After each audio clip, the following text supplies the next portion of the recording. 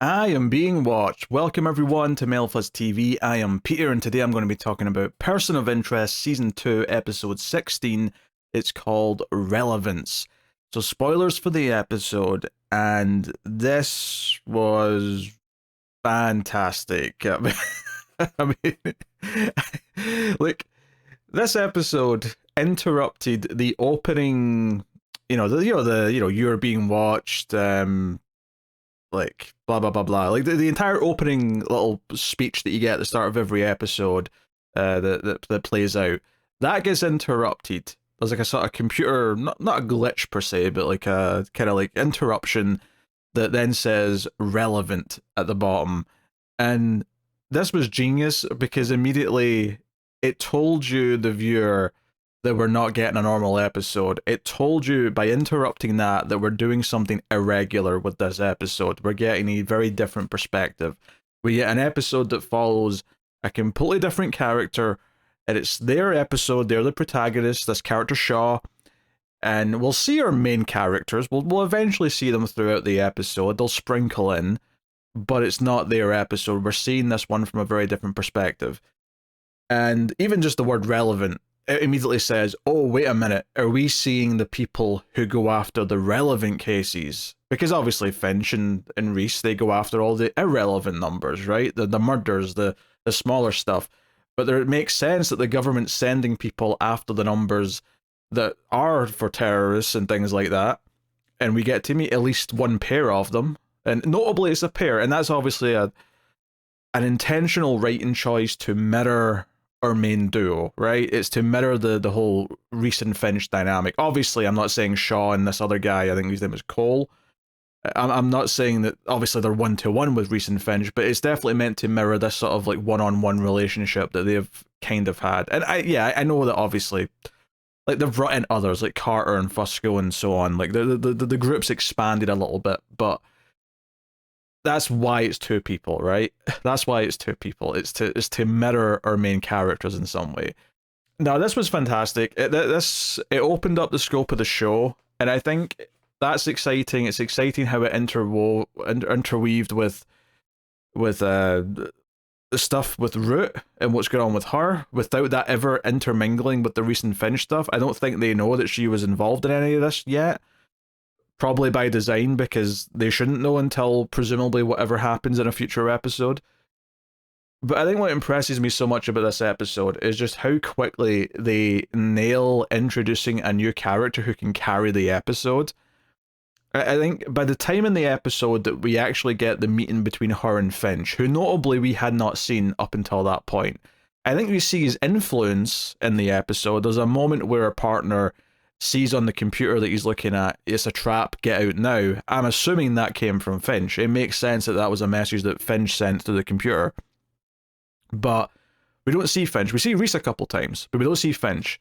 By the time that she was taken to see Finch, and the way the scene was directed was perfect, because it made it feel like the biggest meeting that the show has ever had. Like, it was like an important meeting of two minds that were clearly going to affect each other in some way, that especially for her not knowing where the numbers are coming from and all that stuff, which we'll get into.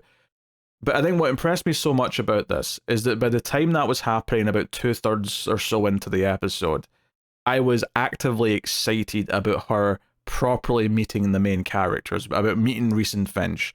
They made me connect to her so much by that point in the episode that I was excited by just her getting to know and finally learning things from her main characters and getting a better understanding of what was going on.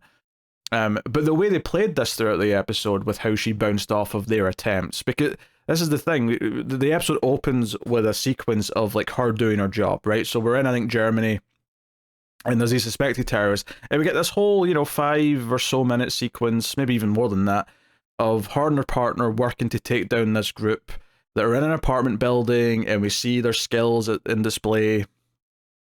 And it's not the most impressive use of their skills. I think they did an even better job later on with her in making her a badass. Like, she does well in this opening stuff. Like, all the stuff in the apartment where she's like sneaking around with a gun and whatnot, it's all fine.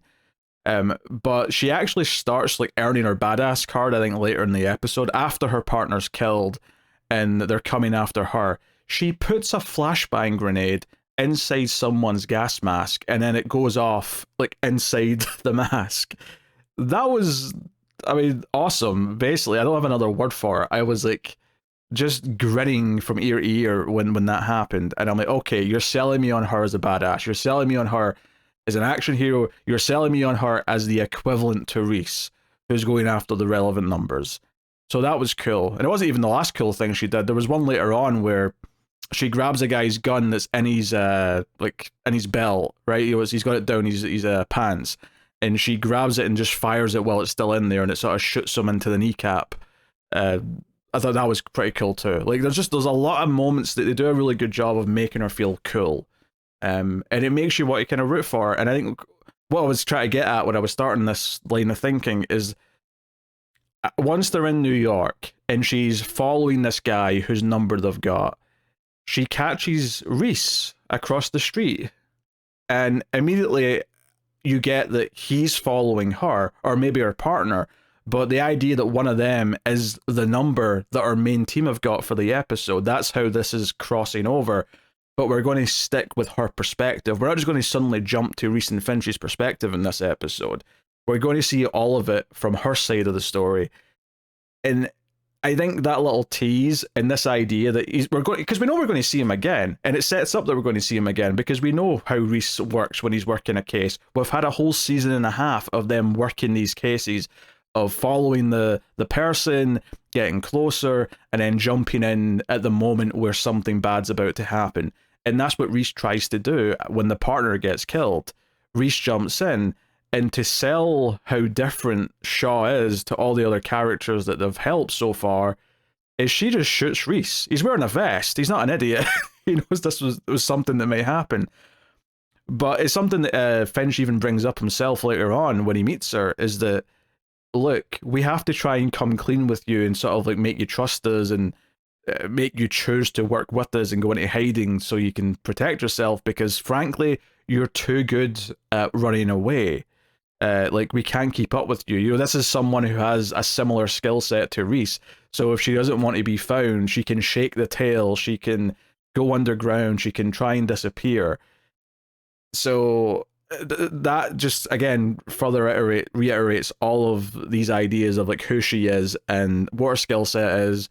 That in this episode, she is a force to be reckoned with. It feels like she is someone, and I think it really is, the turning point really is when her partner gets killed. I think up until that point, it's fine. Like, it's a solid enough introduction.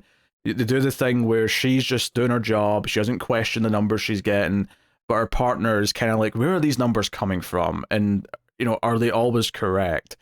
And it turns out that one of them wasn't. Now, as soon as he starts explaining this, I kind of immediately got that it's not that the machine got anything wrong, of course. It's that because they're not getting, these two characters, Shaw and Cole, because they're not getting the numbers directly from the machine, there's a middleman, right? There's the government men who are passing on these orders. What's to stop them from just giving a number of someone that they've made up, or not made up, but they've just picked someone's number because they want to take someone out? And that turns out to be what it is that they had them assassinate someone who, as we find out later from Root, helped build the housing for the machine, or the building that the machine lives in now, because that's what Root's after. She wants to find the machine. That's her whole goal. So the way all this was kind of like interlinking throughout the episode with all the other plots we've got going on in the show, I thought was really good. Immediately it made sense that, oh well, they could just be lied to as well. Like, they could be given some extra numbers that aren't coming from the machine, and they wouldn't know the difference. And all they've done to kind of like back it up when these two go to investigate the person is that they've faked this money transfer that's supposed to have come from a bad source, but what it turns out to be, the big red flag here, is that it actually came from the US government, which is what gets the partner asking questions.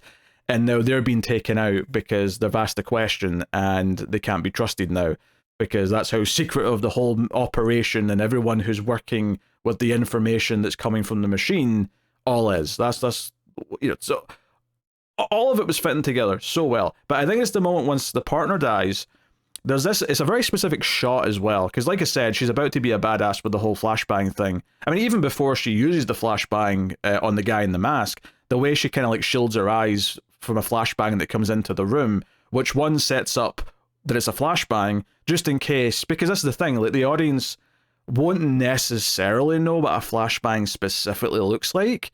So this is twofold. One, it's kind of showing how capable she is when she's able to just sort of shield her eyes for a second, and therefore the flashbang's ineffective. But it also sets up for the audience that in like 30 seconds time, when she does something else with another flashbang, the audience knows what she's using and what's about to happen. And it helps make that moment work for everyone who wouldn't have understood that that was a flashbang in the first place. So smart writing in that sense. But even before all that, there's a moment just before they come in the room where she can hear them coming, and her head just kind of like looks up, and the camera just kind of starts to sort of like spin around her as she's looking around. And it really has that moment of determination, that moment of like they just effed up and they just don't know it yet kind of thing. You know, it's kind of an action movie thing. I think that's the moment where I'm like, okay, I'm starting to feel this story now. I'm really starting to feel it. Like I was excited already because the way the episode started by interrupting the usual thing and giving us this sample of like this other side of this entire world that we've been kept away from. Like, yeah, we've seen Special Counsel, and obviously we suspected that he was high up the food chain as far as operating along with this information from the machine, and you know that's why it's exciting later on when she calls him, or no, she doesn't call him, sorry. The other guy who was her liaison calls him, and it connects those dots together for us, and it kind of confirms that that's who he is, that he's the one running this operation right now, and making sure all of this stays a secret. All that was good. There's a whole thing here where she abducts a drug dealer.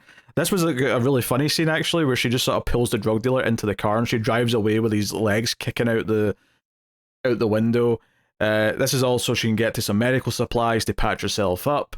There's some other like upper drug dealers who come in and are very, very mean.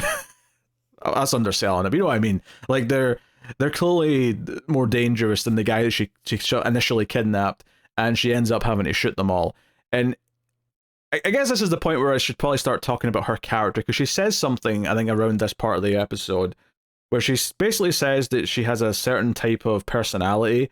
I can't remember what she called it. I think she says it to Root. But she basically doesn't really care that much when she kills someone. She's kind of setting up that she doesn't have...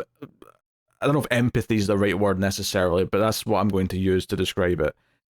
And I think that's interesting, because it means that while she is the equivalent of Reese in the sort of the relevant world, at least up until now anyway, obviously things have changed for her over the course of this episode, it does set up that she is a little bit different. And you know, it's one of the things we talk a lot about on this show with Reese and even all the other characters is the idea of redemption and the idea of guilt.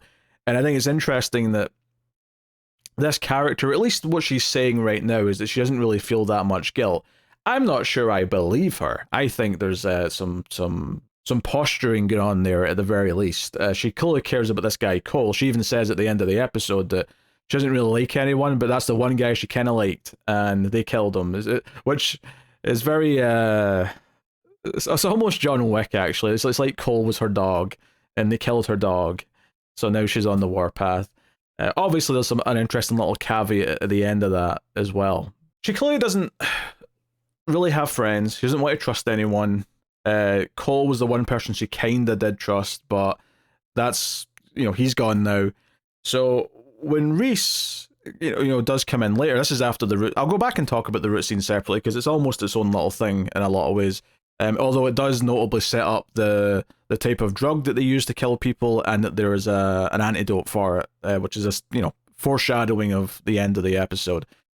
Reese shows up again after the whole Root incident, although notably never sees Root. Never sees that Root like swapped places with this other woman that she tied up in the bathroom. But he shows up and is like, "Hey, I've got someone who wants to meet you. Let's go." And obviously, the audience are by and large going to guess that it's Finch. And we get this meeting, and it's like the perfect location for it. It's that, you know, classic movie type scene of the empty office floor on a skyrise where you can see the city out the window. It all feels very kind of like almost like she has literally kind of like she's now above the world she was in before, and she's looking out over it and learning new things that she was never privy to before. And I don't know how much or how quickly she's going to learn other things, because I'm expecting we're going to see her again after this episode. I'm pretty confident of that. So maybe not right away. Maybe it'll be like a root thing and she'll be gone for a little while. But I suspect we're going to see her again for a few reasons. But Finch clearly knows some things. He explains, obviously not about the machine necessarily. In fact, I really liked at one point, she said that you work for this entity. The number we both work for the same entity. I think Finch said that, and then she's like, and this entity is what wanted you to help me. That's the entity you're working for. And he goes, in a manner of speaking. And I thought what was really interesting about that phrasing there, I think the exact line she said was, that entity wanted you to help me. I think that's interesting, because Finch, of course, doesn't maybe necessarily see it in that exact terms, and that's why he just kind of says, in a manner of speaking. But what have we been talking about the machine this whole time? Is this idea of like, the idea that the machine intentionally gave the number of Shaw and Cole potentially, but Shaw being the one who's still alive.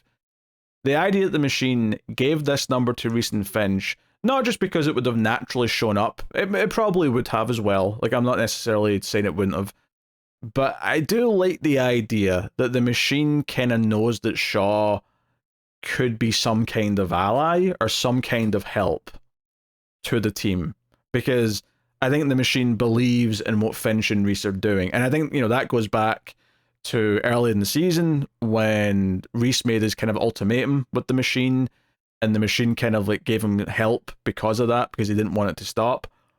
This idea that the machine has a stake in the fight, the machine cares about what's going on and wants to help people, and maybe wants to help specific people, good people.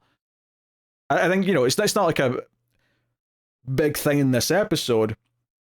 I just think that phrasing was very interesting. This entity wanted you to help me. And while I don't think Finch necessarily would phrase it exactly that way, I think it's phrased that way in the way she says it, not because she's hinting at anything, because she doesn't know what she's talking about, but I think it's phrased that way because it's the way I'm thinking about it. It's the way the audience might want to think about it, and just get those gears turning a little bit, and just thinking about what the machine cares about or desires, or if it has goals, if it, beyond just what it's programmed to literally do. Very interesting, right? Let's get into the whole AI and like intelligence and side of things, but yeah, just a little line that kind of hinted at something. It sets up this idea that she is not someone who's ready to kind of help them outright, not right now, because Finch offers her card, or his card, sorry, to her, and she declines it. She basically says she's going to go on her own, and I think what's interesting about that is that this is the first character in the history of the show, the first person of interest in the history of the show, where on some level, I know Reese and Finch do eventually help her later on. They're obviously still trying to keep track of what's happening and swoop in when the moment requires it.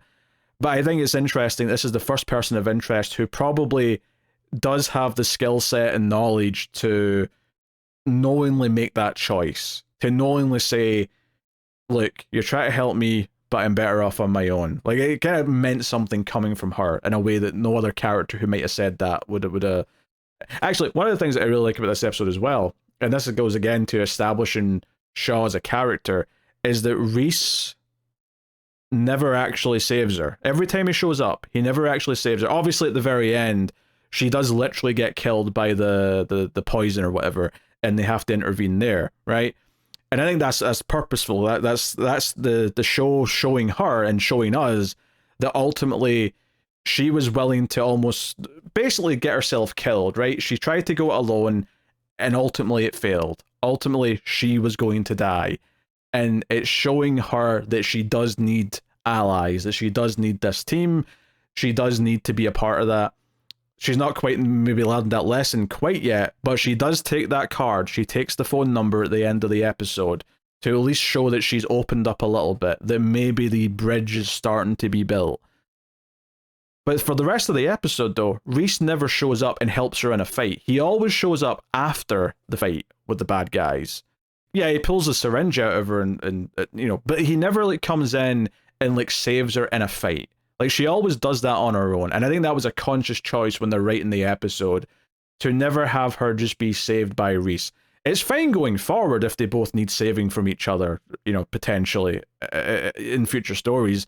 But I think for this introduction, to really sell her as the lead of this episode, the lead of this thing, I think they had to be careful with how Reese and Finch end up helping her. And I think saving it until the very end, where she's basically put herself in this position where she cannot win unless someone comes and saves her, only for her to reluctantly kind of maybe have to take in the idea that she does need help, and that the only reason why she's still alive is because of them.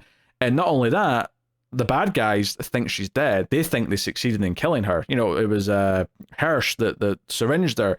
This comes after her big meeting with special counsel. She goes to him. She wants control. That's what she calls the group that control the research. The research team being where she believed the numbers were coming from before, that they came from torture. Finch tells her that's not true. Research doesn't exist. But some interesting choices here. She does get revenge. She does ultimately shoot the guy, the middleman. I think his name was Wilson, the one who was given the orders to have her be killed. But it doesn't try and kill special counsel. In fact, she hands over the information that the partner had about this money transfer that proved that they had someone innocent killed to cover their tracks.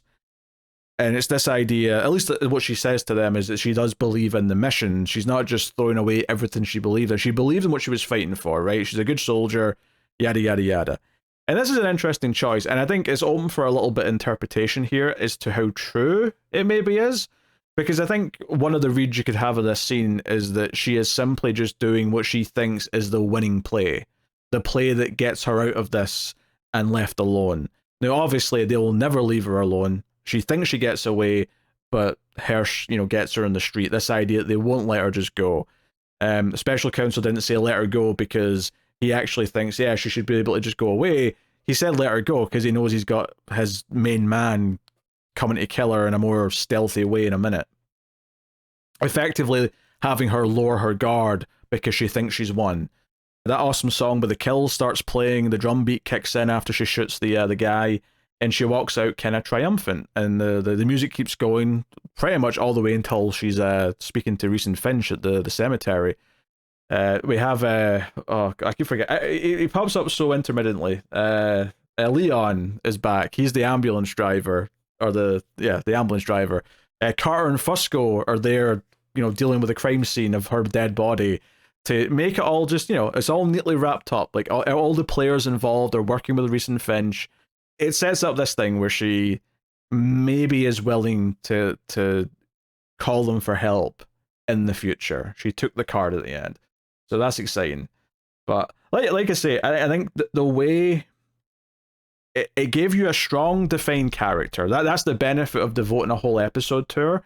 But I think what's so intricate about the way this episode is written is that it's working on multiple levels. It's working as an episode that's focusing on a new character to really set her up and give her a full-fledged, fleshed-out character by the end, giving her badass action moments, giving her kind of an interesting characterization where she's more reluctant in a lot of ways.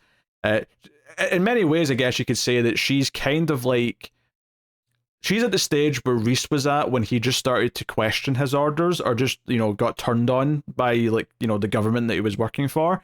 She's kind of just at that fresh stage. So we kind of get this maybe different part of the timeline with her now because it's more fresh. So you've got that going, but you've got all the character stuff introducing her, but it's also, as it's going, furthering all the Root stuff, because we get more of Root with special counsel and her listening to his conversations, and then swapping out with this CIA lady who she was going to meet in the hotel. And she almost actually, it's even this is an exciting scene. Root's basically saying, hey, torture doesn't actually work usually, but sometimes it might. And she whips out an iron and she's going to torture Shaw. And Shaw's like, hey, I kind of like this thing. And it kind of felt like it felt like, okay, Root is crazy and kind of psychotic, and those two words basically mean the same thing. But Shaw is kind of like maybe the more lawful good version of Root in a way. So it kind of felt like mano a mano in a weird way when this torture scene was about to happen, and then it gets interrupted by the bad guy, presumably saving their maybe a confrontation between these two for later, which also was a bit tantalizing as an audience member, because it's like, hey, this is something we can look forward to, these two squaring off again at some point, whether that be trying to outfight each other, out crazy each other, out whatever each other. I don't know, but like, it was exciting in the moment. So it's it's intermingling with the Root stuff. It's revealing more stuff with Special Counsel. All of that's really cool, and because we have this context that she doesn't, right? The whole episode, and we're just getting glimpses of Reese occasionally, and then eventually you get the big meeting with Finch. It really felt exciting for her worldview to be expanded. And it felt like, okay, what is she going to decide to do once she has more information? Now, Finch, of course, is Finch, and he doesn't give her the whole picture. He doesn't explain what the machine is or anything like that. Maybe that'll come at some point, maybe it won't. I don't know. But I think this episode might be the best episode of the show up until this point. And it's crazy to say that because of how little it focuses on most of the characters that I really like in the show.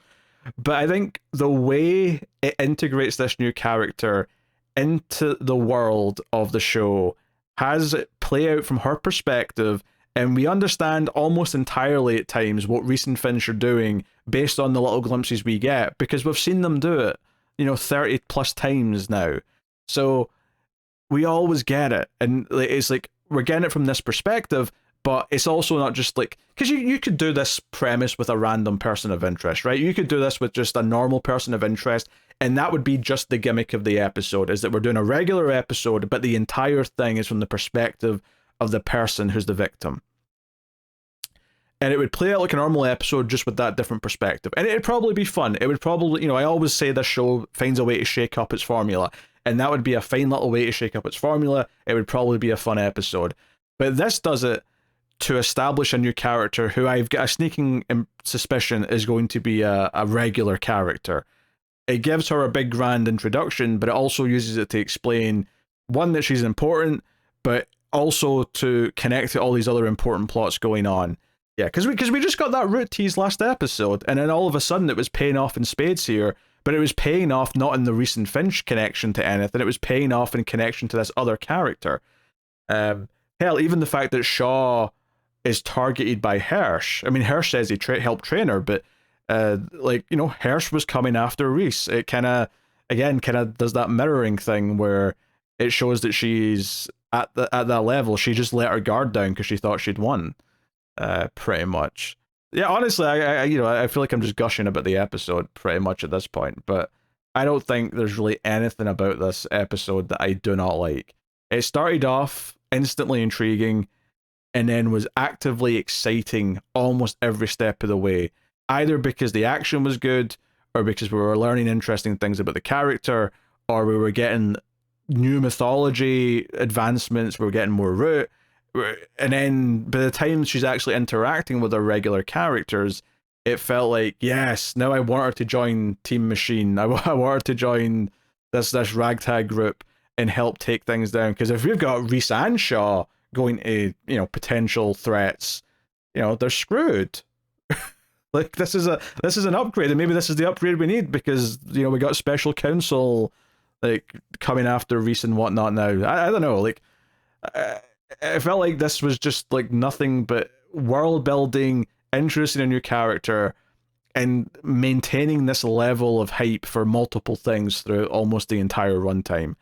And it really never let up. This probably went in quicker than any episode of this show has ever done for me. Really impressive stuff. I cannot praise it enough, frankly. And hell, even Bear licks her in the face before she wakes up at the end, so she's met the whole team. Admittedly, she was kind of unconscious for Carter and Fusco, so I guess that real meeting's not happened yet, but, it's, is what it is. Absolutely phenomenal episode. I almost feel like sad for the rest of the season now, just because I'm not sure the rest of the season can top this. It's actually a lot like last season, where the episode that introduced Root in the middle of the season, about what, episode 13, 14, was so good that there was this like just almost no chance that the rest of the season was going to top it. And the rest of the season was great, and there was a lot of great stuff in season 1 after that point, but it never quite hit that peak again. And I feel like this season might have this problem again, but with this episode. But that said, though, let me make this clear. That peak has risen, right? I think this is better than that Root episode in season 1, and I think we've had a lot of great episodes this season, so I'm looking forward to because we are getting to the final stretch of the season now. This was episode 16. We got, what, 6 episodes left? Damn, it's flying in. So let me know what you thought of this episode in the comments. Like, subscribe, all that stuff helps out a bunch if you do. Comment, all the usual things, blah, blah, blah. I don't know, I'm flustered now. Thank you very much. I'll see you guys next time. Keep watching TV. Have you got any vanilla?